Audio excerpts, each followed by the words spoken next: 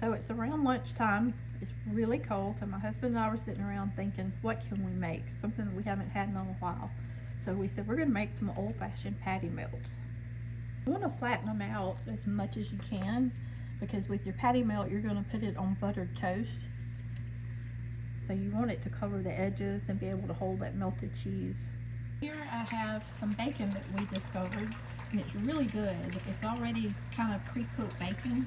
It crisps up super fast. You can put it in the microwave for like a minute and get it out and put it on a sandwich, and it's just fresh bacon. But so we're gonna start it in the skillet to make our patty melts. Just wanna put it in the bottom, let it crisp up a little bit. See how the bacon browns up? And that's gonna leave a little bit of flavor in the bottom of your skillet when you're getting ready to put your hamburger patties in there for the patty melt. Okay.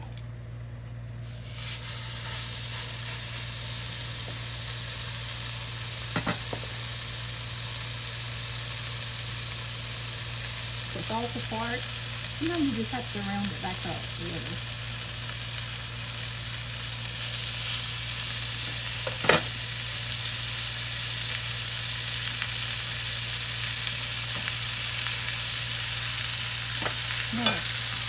So I'm going to turn it down a little bit. It's about medium.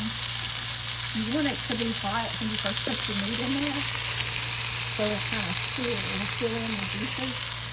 We like to use a little bit of liquid soap, and a little bit goes a long way.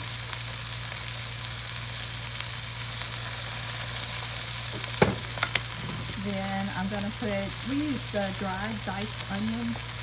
They fluff right up. I like to put them on top. You're just going to space those on.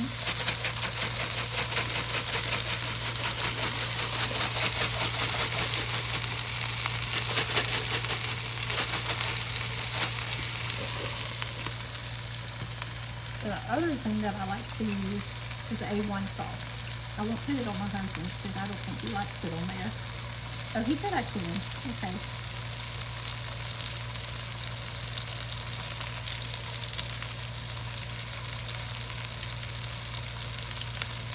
So with all your sauces on there, when you see your hamburger meat start turning brown or gray around the edges, it's time to switch it over. So you've got your onion, you've got your sauces.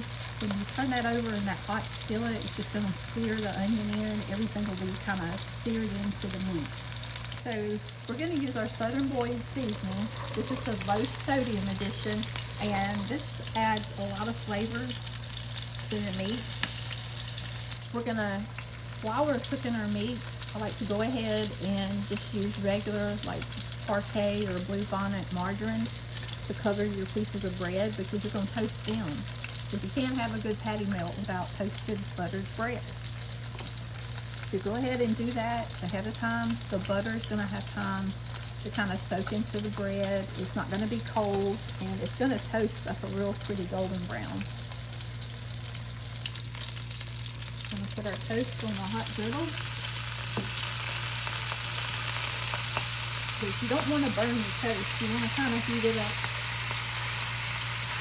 You don't want to burn it. Alright, time to flip the burgers.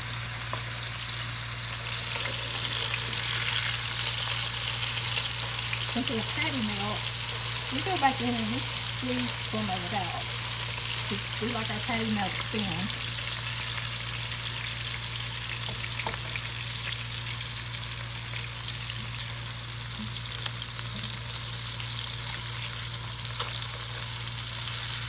We prefer the American cheese slices. You can put any kind of cheese that you would like.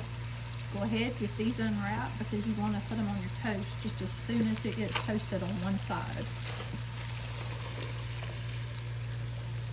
For the bread, the toasted bread, I like to get my Pampered Chef big scraper out, just so in case it sticks, you can just go ahead and lift it all up at one time. Works like magic. Magic right there. Oh, good. See, that's the way we like it, cooked in. So our toast is ready. Flip it over. the side that's toasted with no butter or anything, go ahead and we're gonna put our mayonnaise on there.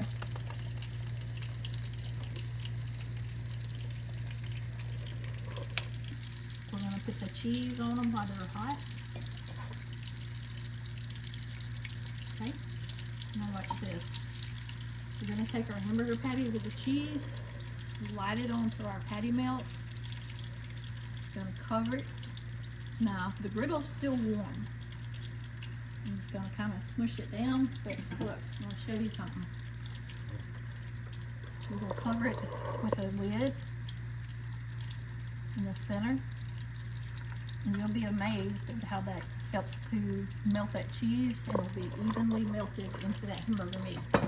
I learned that from a recipe from a famous, well-known singer. Had a lot of hit music, and so it kind of researched one of his favorite sandwiches, and that's the trick that he said made the cheese melt the fastest. Right, so remember we cooked our real quick bacon earlier? We're gonna stack it on there, push it into the cheese, and top it up.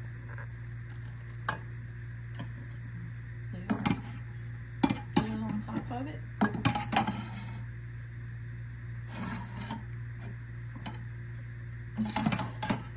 Didn't have no famous test tasters today, so I just took it upon myself to taste Miss Ann's freshly made patty melt.